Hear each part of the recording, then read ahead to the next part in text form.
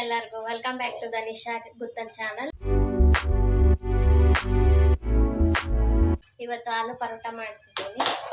ಹಾಗಾಗಿ ಏನೇನು ಬೇಕು ಅದಕ್ಕೆ ಅಂತಂದ್ರೆ ತೋರಿಸ್ತೀನಿ. ಚಪಾತಿ ಹಿಟ್ಟನ್ನ ನಾದಿಟ್ಟೇನಿ. ಇದು ಬೇಯಿಸಿರೋ ಆಲೂಗಡ್ಡೆ, ಬೇಯಿಸಿಟ್ಕೊಂಡಿದ್ದೇವೆ ಆಲೂಗಡ್ಡೆನ. ಅದಕ್ಕೆ ಸಣ್ಣಕ್ಕೆ ಈರುಳ್ಳಿ, ಬೇಕಂದ್ರೆ ನೀವು ಹಸಿಮೆಣಸಿನ್ಕಾಯಿ ಹಾಕೋಬೋದು. ನಾವು ಹಸಿಮೆಣಸಿನ್ಕಾಯಿ ಬೇಡ, ಸಣ್ಣ ಪಾಪು ಇದ್ದಾಳಲ್ಲ ನನ್ನ ಮಗಳು, ಅವಳು ಅಡ್ಡಾಡ್ಕೊತ ತಿಂತಾಳೆ ಅಂತಂದು ಒಣ ಖಾರ ಹಾಕ್ತಿದ್ದೆ. ಒಣ ಖಾರ ಹಾಕಿದ್ರು ಚೆನ್ನಾಗಿರುತ್ತೆ. ಹೊಳ್ಳಿ ಇವನ್ನ ಜೀರಿಗೆ ಕುಟ್ತಾ ಇದ್ದಾರೆ ನಮ್ಮ ಮಮ್ಮಿ. 2 ಟೇಬಲ್ ಸ್ಪೂನ್ ಆಗಷ್ಟು ಜೀರಿಗೆ ತೊಗೊಂಡಿದ್ದೀವಿ.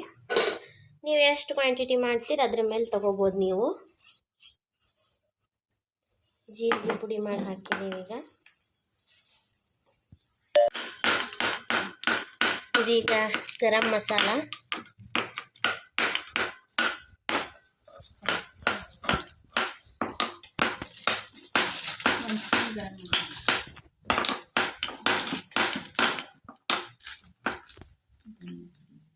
ಇದು ಧನಿಯಾ ಪುಡಿ,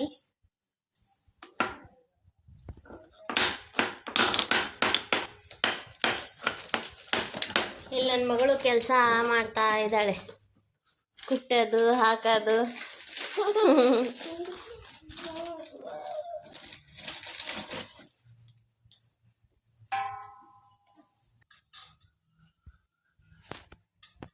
ಇದು ಅಚ್ಚ ಖಾರದ ಪುಡಿ.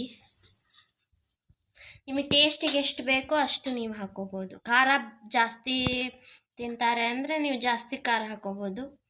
ಸ್ವಲ್ಪ ಮೀಡಿಯಮ್ ಅಂದರೆ ನಿಮಗೆ ಯಾವ ಥರ ಬೇಕೋ ಆ ಥರ ಅಷ್ಟು ಖಾರ ಹಾಕೋಬೋದು. ಸ್ವಲ್ಪ ಅರಿಶಿನ,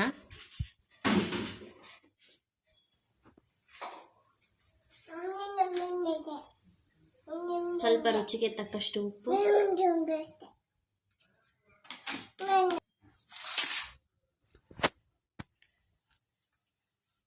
ಈಗ ಆಲೂಗಡ್ಡೆ ಸ್ಮ್ಯಾಶ್ ಮಾಡಬೇಕು.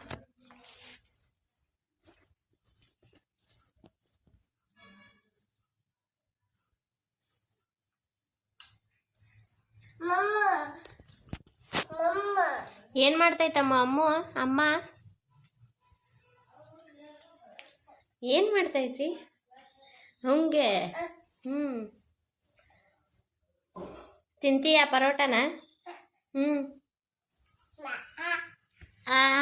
ಇನ್ನೂ ಮಾಡ್ಬೇಕಮ್ಮ ಅದು.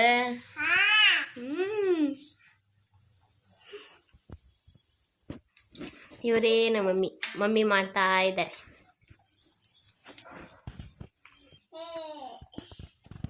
ಈಗ ಆಲೂಗಡ್ಡೆ ಎಲ್ಲ ಸ್ಮ್ಯಾಶ್ ಆಗಿಂದ ಇದು ಏನು ಈರುಳ್ಳಿ ಮಸಾಲ ಏನು ಹಾಕಿರ್ತೀವಲ್ಲ ಇದನ್ನಷ್ಟು ಆಲೂಗಡ್ಡೆ ಜೊತೆ ಕ್ಲೀನಾಗಿ ಮಿಕ್ಸ್ ಮಾಡ್ಕೋಬೇಕು. ಫುಲ್ ಕ್ಲೀನಾಗಿ ಎಲ್ಲ ಮಿಕ್ಸ್ ಆಗಂಗೆ ಮಿಕ್ಸ್ ಮಾಡ್ಕೋಬೇಕಷ್ಟು.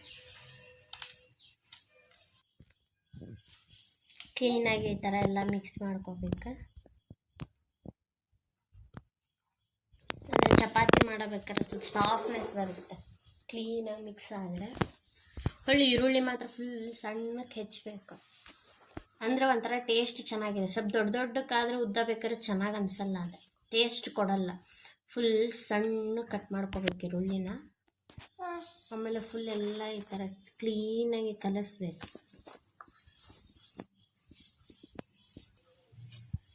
ಸ್ವಲ್ಪ ಉಪ್ಪು ಕಮ್ಮಿ ಆಗಿತ್ತು, ಹಾಗಾಗಿ ಇನ್ನೂ ಸ್ವಲ್ಪ ಉಪ್ಪು ಹಾಕೊತಿದ್ದೀವಿ.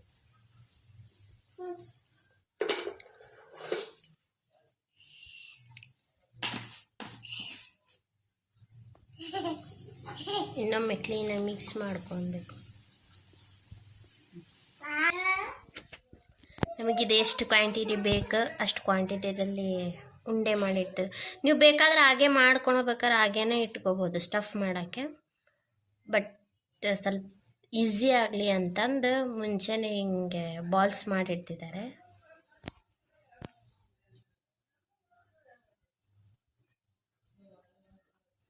ಸ್ವಲ್ಪ ಈಸಿ ಆಗಲಿ ಅಂತ ಚಪಾತಿಯಲ್ಲಿ. ಇಲ್ಲ ನಾವು ಮಾಡಬೇಕಾದ್ರೆ ಸ್ಟಫಿಂಗ್ ತುಂಬೋದು. ಸ್ವಲ್ಪ ಈಸಿ ಆಗಲಿ ನಮಗೆ ಅಂತಂದು ಸ್ವಲ್ಪ ಬಾಲ್ ಮಾಡಿಟ್ಕೊಂಡೇನಿ. ನಮಗೆ ದೊಡ್ಡ ಬೇಕಂದರೆ ದೊಡ್ಡ ಮಾಡ್ಬೋದು, ನಿಮಗೆ ಎಷ್ಟು ಸೈಜ್ ಬೇಕು ಅಷ್ಟು ಸೈಜ್ ಮಾಡ್ಕೋಬೋದು.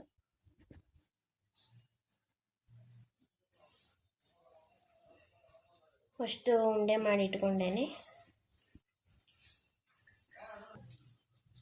ನನ್ನ ಮಗಳು ಹಿಟ್ಟು ಜೊತೆ ಆಡ್ತಾ ಇದ್ದಾಳೆ. ಈಗ ಹಿಟ್ಟು ನೆಂದಿದೆಯಲ್ಲ,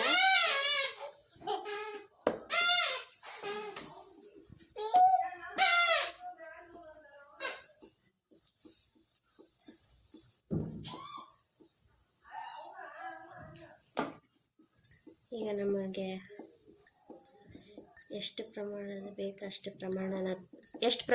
ಅಷ್ಟು ಪ್ರಮಾಣ ತಗೋಬೇಕು. ಹಿಟ್ಟೆಲ್ಲ ನೆಂದಿದೆ ಚೆನ್ನಾಗಿ.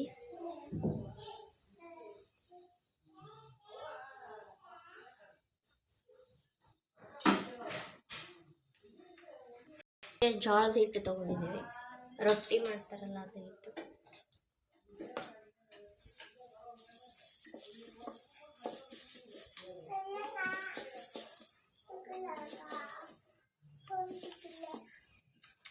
ಬೇಡ, ಒಂದು ಸ್ವಲ್ಪ ದೊಡ್ಡದು ಉದ್ದಿ, ಇದನ್ನು ಸ್ಟಫ್ ಮಾಡೋಷ್ಟು ಅಗಲ ಉದ್ದಿ ಕ್ಲೀನಾಗಿ ಎಲ್ಲ ಕ್ಲೋಸ್ ಮಾಡಬೇಕು.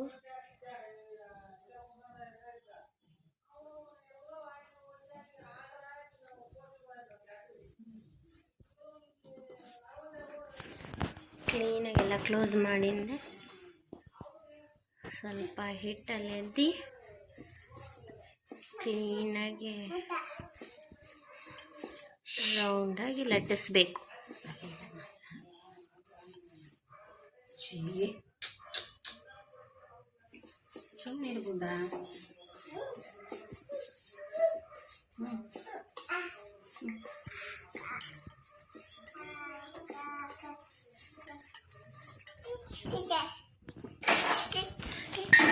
ಗ್ಯಾಸ್ ಹಚ್ಚೋದು.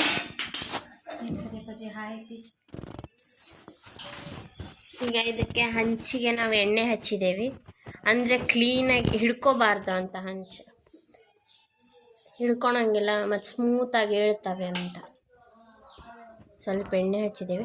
ನೀವು ಇದನ್ನು ಪರೋಟಾನ ತುಪ್ಪದಲ್ಲಿ ನಾವು ಎಣ್ಣೆ ಹಾಕಾದರೂ ಬೇಯಿಸ್ಕೋಬೋದು, ತುಪ್ಪ ಹಾಕಾದರೂ ಬೇಯಿಸ್ಕೋಬೋದು, ಅದು ನಿಮ್ಮ ಚಾಯ್ಸ್. ನೀವು ಯಾವ ಟೈಪ್ ಬೇಕು ಆ ಟೈಪ್ ಬೇಯಿಸ್ಕೋಬೋದು. ನಾವೀಗ ತುಪ್ಪ ಹಾಕಿ ಬೇಯಿಸ್ತಾ ಇದ್ದೀವಿ. ಈಗ ಸ್ವಲ್ಪ ತುಪ್ಪ ಹಾಕಿ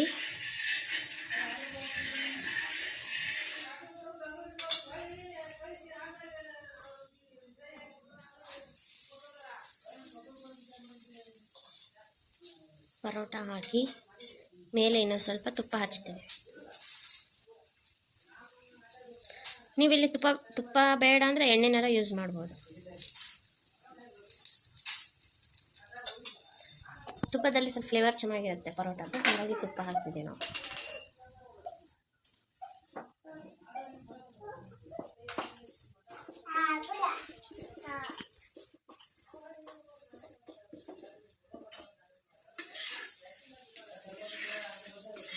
ತೆಳಗೆ ಬೆಂದೈತಿ, ಎರಡು ಕಡೆ ಬೇಯಿಸ್ಕೋಬೇಕು ಕ್ಲೀನಾಗಿ.